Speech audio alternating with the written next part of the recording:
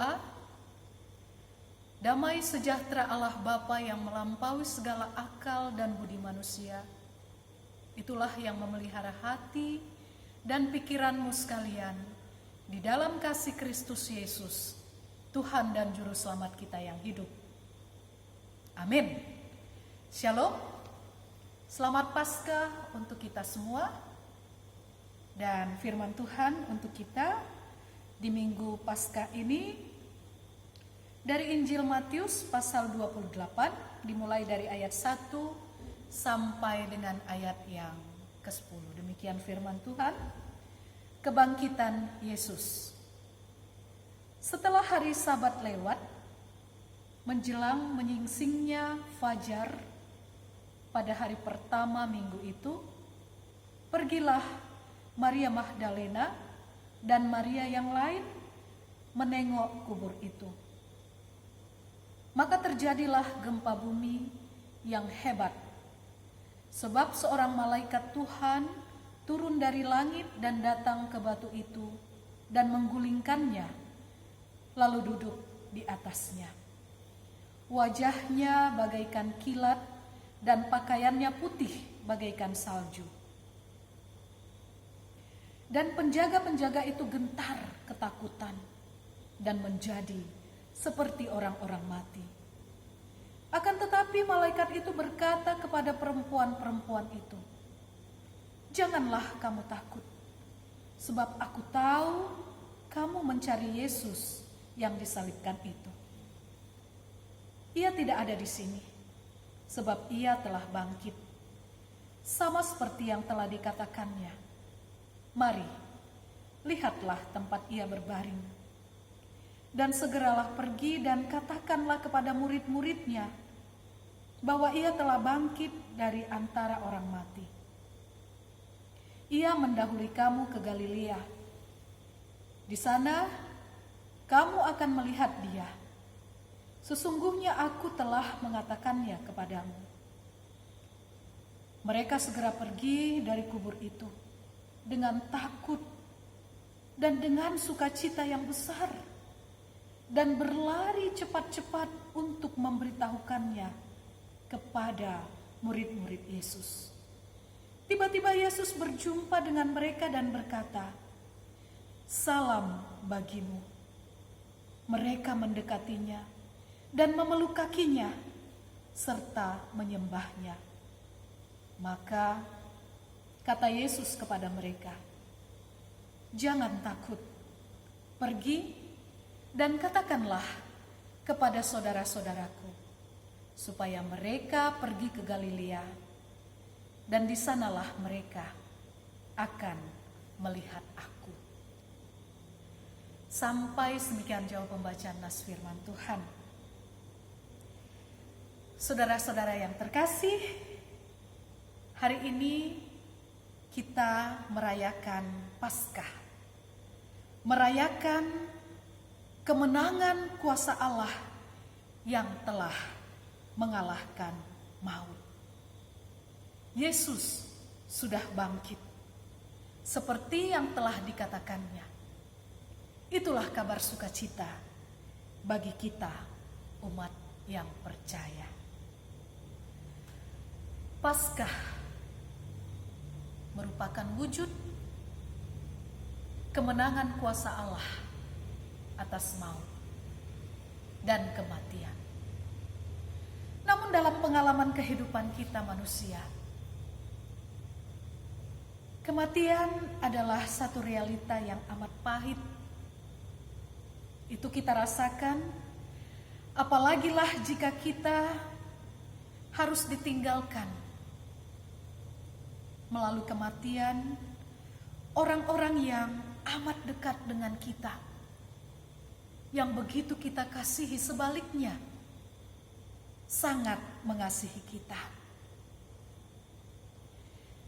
Kematian Yesus yang terjadi akibat dari kebencian, kekerasan orang-orang yang memusuhinya,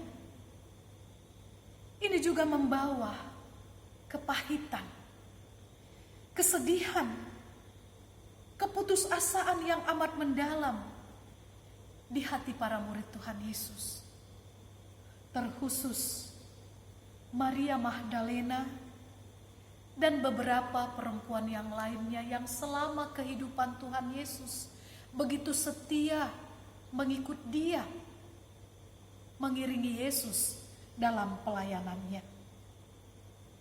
Dalam kesedihan mereka, dalam duka yang mereka rasakan, tapi mereka tetap memperhatikan dari kejauhan. Mereka tetap mengikut Yesus. Mereka tidak pernah meninggalkan Dia sendirian. Mereka menyaksikan bagaimana saat Tuhan Yesus disiksa, bagaimana ketika penderitaan dijalani di kayu salib sampai pada kematiannya. Dan apa yang mereka rasakan? Bingung, rasa cemas, rasa takut, kekhawatiran. Siapa lagi yang akan menjadi guru mereka? Itulah yang memenuhi kehidupan mereka saat itu. Tapi sebagai orang-orang yang begitu mengasihi Yesus, dalam tradisi Yahudi, jenazah orang yang meninggal itu harus diberi rempah-rempah, diminyaki agar bisa awet, lebih lama, tidak cepat membusuk. Dan ini jugalah niat dari para perempuan ini. Mereka pergi, dikatakan dalam nats ini, setelah hari Sabat lewat, menjelang menyingsingnya fajar pada hari pertama minggu itu, pergilah Maria Magdalena dan Maria yang lain menengok kubur itu. Karena apa? Tuhan Yesus disalibkan pada hari Jumat dan mati. Pada hari itu sudah hampir memasuki hari Sabat. Pukul 3 Tuhan Yesus mati. Hari Sabat mereka harus berhenti dari semua pekerjaan mereka. Dan karena itulah para perempuan ini tidak bisa menunjukkan kasih sayang mereka untuk meminyaki dan memberikan rempah-rempah pada tubuh Yesus yang sudah mati saat itu. Dan inilah yang mereka lakukan, dikatakan dari kesaksian firman Tuhan. Menjelang menyingsingnya fajar, pagi-pagi sekali, saat hari masih gelap, saat banyak orang yang masih tertidur pulas dengan mimpinya, perempuan ini sudah bergegas. Sungguh luar biasa kasih mereka kepada Yesus. Lalu mereka sampai di kubur Yesus. Apa yang terjadi? Satu hal yang begitu menakjubkan sesungguhnya, sehingga perasaan mereka pun menjadi bercampur aduk. Mereka bingung melihat apa yang terjadi, tapi mereka juga senang, bercampur rasa takut. Perasaan yang berkecamuk dalam diri Maria Magdalena dan Maria yang lain ketika mereka tahu bahwa Yesus telah bangkit dari kematian. Saudara, dapat kita bayangkan bagaimana perasaan mereka saat itu. Bingungnya mereka, tetapi juga bercampur dengan kebahagiaan, kegembiraan. ketika pagi hari mereka ingin menengok kubur Yesus, tapi yang mereka lihat saat itu, dan mereka bertemu dengan malaikat Tuhan. Malaikat Tuhan yang berbicara kepada mereka, memberikan penjelasan bahwa Yesus yang mereka cari itu tidak ada di tempat itu lagi. Karena Yesus yang mati itu telah bangkit. Itulah yang mereka dengar. Itulah yang membuat mereka dipenuhi berbagai macam perasaan dalam hati mereka. Ya, kebangkitan Kristus atau Paskah yang kita rayakan hari ini, saudara yang terkasih, seharusnya inilah yang menjadi landasan iman bagi kita orang percaya. Seperti dikatakan Rasul Paulus dalam 1 Korintus pasal 15 ayat yang ke-14, di mana dikatakannya, tetapi andai kata Kristus tidak dibangkitkan, maka sia-sialah pemberitaan kami dan sia-sialah juga kepercayaan kamu. Kata-kata Paulus ini sangat jelas menggambarkan bahwa puncak iman orang Kristen adalah kebangkitan Kristus. Paskah yang menjadi kemenangan iman bagi kita orang yang percaya.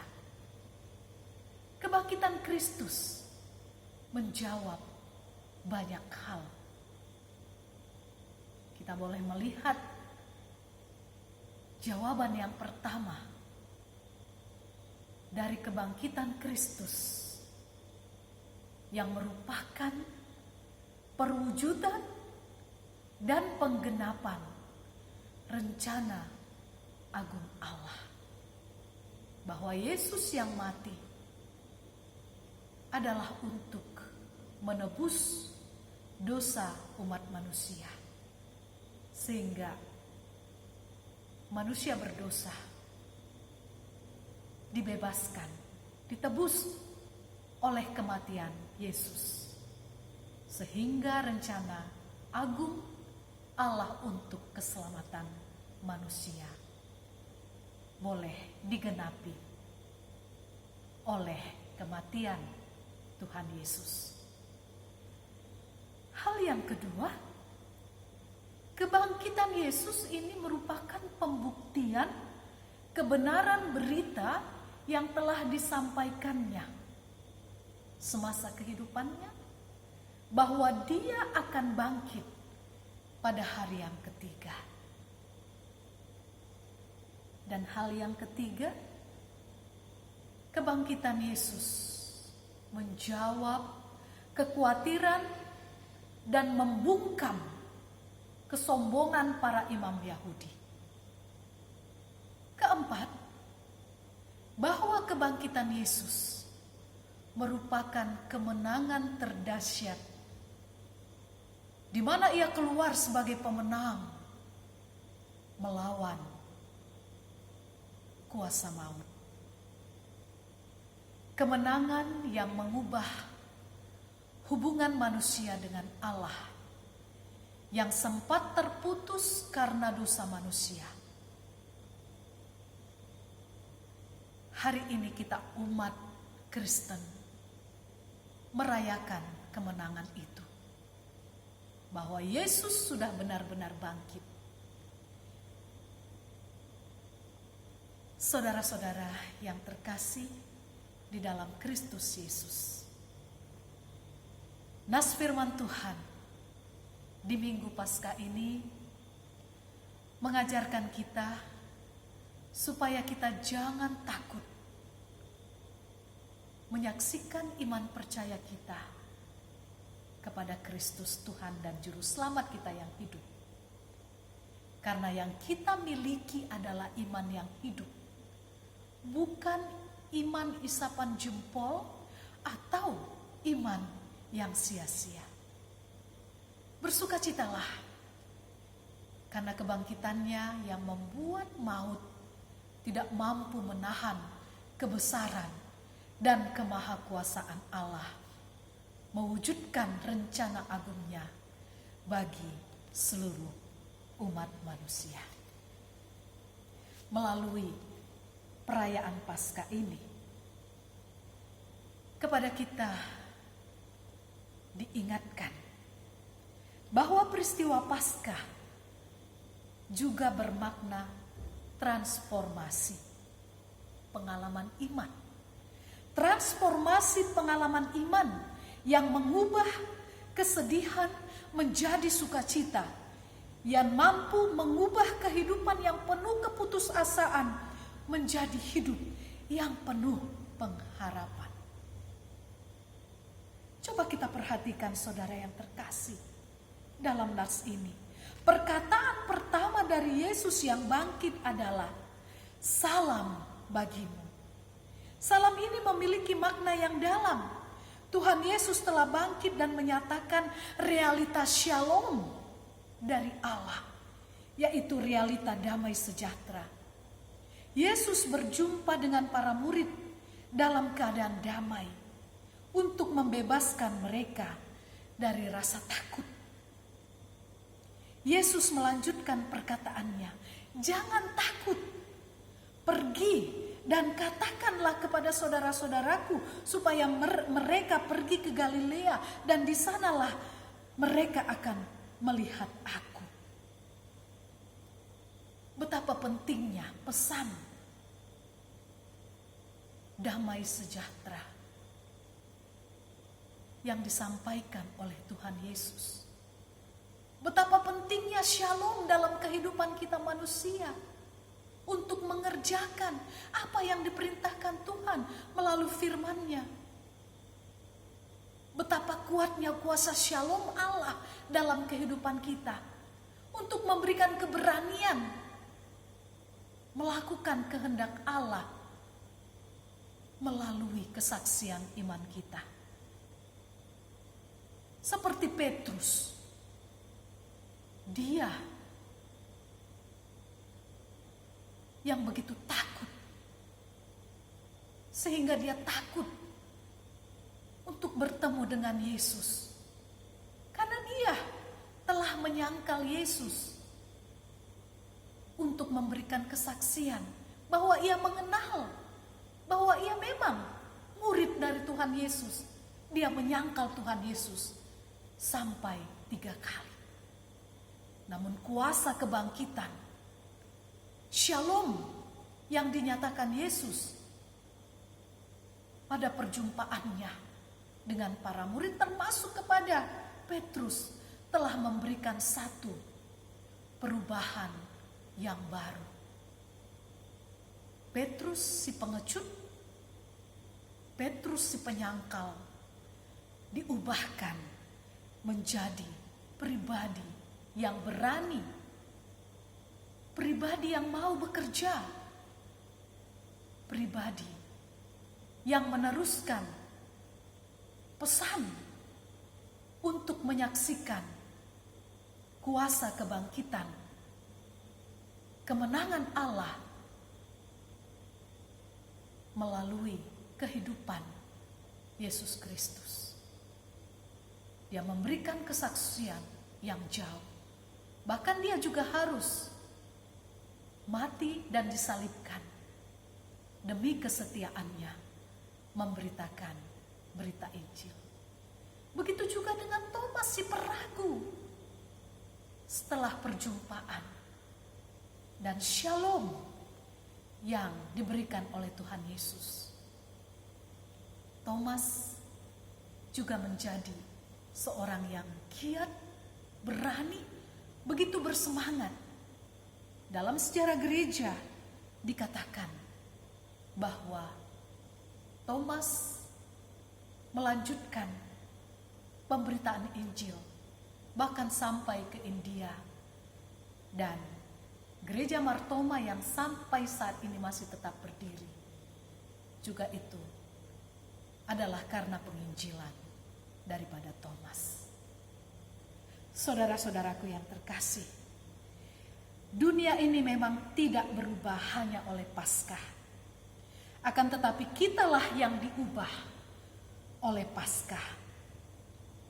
Kita diubah menjadi manusia baru. Kita mengingat setiap kali kita memasuki minggu-minggu Paskah, ada banyak simbol-simbol yang menggambarkan situasi, kondisi Paskah yang akan kita rayakan. Dan seringkali telur juga dipakai sebagai simbol dari Paskah yang mau melambangkan pengharapan akan kehidupan yang baru. Untuk itu saudara yang terkasih, mari kita teruskan kesaksian para perempuan yang menjadi saksi pertama kebangkitan Yesus, yang menyampaikan berita Paskah ini kepada para murid. Sekalipun mereka harus berjalan begitu jauh, sampai ratusan kilometer, kita meneruskan berita Paskah yang sudah disampaikan oleh para murid yang lainnya juga. Kita teruskan berita Paskah ini. Kita menjadi saksi-saksi Kristus yang setia, yang kita mulai dari tengah-tengah keluarga kita, rumah tangga kita, di tengah-tengah jemaat, dalam persekutuan di gereja, dalam kebersamaan kita dengan masyarakat, dalam lingkup pekerjaan, bahkan menjadi saksi Kristus juga terhadap mereka yang memusuhi kita, yang tidak menghendaki kita, yang tidak menganggap kita. Kita tidak peduli. Sekalipun orang tidak menganggap kita penting, seperti pada masa perempuan-perempuan ini hidup, Maria Magdalena dan Maria yang lainnya. Tetapi Allah di dalam Yesus membuat mereka menjadi orang yang penting, karena merekalah orang yang pertama mendapat pesan untuk memberitakan kebangkitan Yesus, menjadi saksi yang pertama akan kebangkitan Yesus. Kita teruskan kesaksian ini sehingga kita boleh menjadi orang-orang yang penting di hadapan Tuhan, yang akan mempercayakan kepada kita misi dan rencana-rencana Tuhan di dalam dan melalui kehidupan kita. Selamat merayakan Paskah, selamat merayakan kemenangan iman kita. Amin.